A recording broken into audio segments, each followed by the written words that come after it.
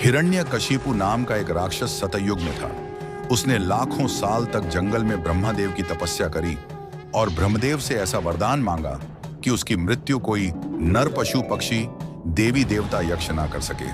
फिर उसके बाद ब्रह्मदेव कथा सत्व कर चले जाते हैं। हिरण्यकशिपु के सबसे बड़े शत्रु भगवान विष्णु थे और उसका कहना था कि धरती पर वही राजा, वही देवता, वही भगवान, उसके जैसा इस संसार में कोई नहीं। वह अपने घमंड में चूर था। उसने अपने पुत्र प्रहलाद भगत को एक गुरुकुल में शिक्षा के लिए भेजा था और वहां पर प्रहलाद भगत भगवान श्री विष्णु के तप में तल्लीन रहते थे और वह हर समय हरिओम का जाप करते। जब प्रहलाद अपने घर वापस गए, वह हिरण्यकशिपु के सामने प्रस्तुत हुए और जब वह विष्णु जी का नाम प्रहलाद के मुख से सुन अत्यंत क्रोधित हुआ और उसने प्रहलाद को भारी चट्टान से बनवाकर सैनिकों द्वारा समुद्र में डलवा दिया। समुद्र के अंदर भी प्रहलाद भगत भगवान श्री विष्णु का जाप करते रहे। 24 घंटे के बाद जब प्रणाम दिवस को बाहर निकल गया, वह तभी जीवित है और वह यूं ही भगवान श्री विष्णु के नाम का जाप कर रहे थे। फिर उसके बाद हिरण्यकशिपु अपनी बहन होलिका को बुलाता है, क्योंकि होलिका को अग्निदेव से वरदान प्राप्त था आग में न जलने का। उसके बाद हिरण्यकशिपु एक योजना बनाता है। वह एक समारोह रखता है और उसमें वह अपनी बहन होलिका के साथ प्रहलाद को जलने के लिए उसे अग्नि में बिठा देता है। होलिका प्रहलाद को अपनी गोद में लेकर उसे अग्नि में बैठ जाती है, परंतु प्रहलाद भगत उसे अग्नि में भी भगवान नारायण का जाप करते रहे और होलिका भस्म हो जाती है।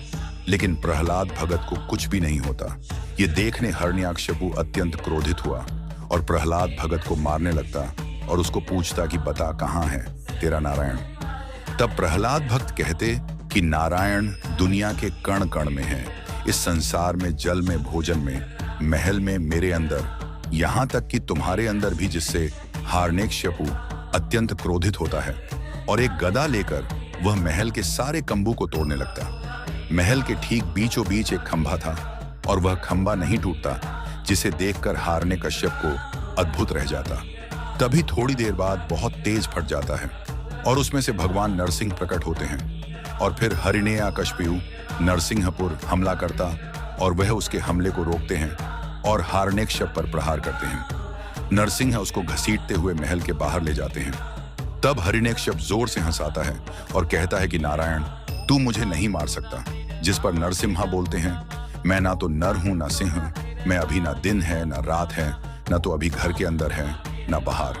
इतना कहकर नरसिंह भगवान अपने पंजों से हिरण्यकशिपु का सीना फाड़ देते हैं और प्रहलाद भगत को वरदान देते हैं कि इस जगत में भक्तों में सर्वश्रेष्ठ तुम्हें माना जाएगा और फिर वह अंतर्ध्यान हो जाते हैं।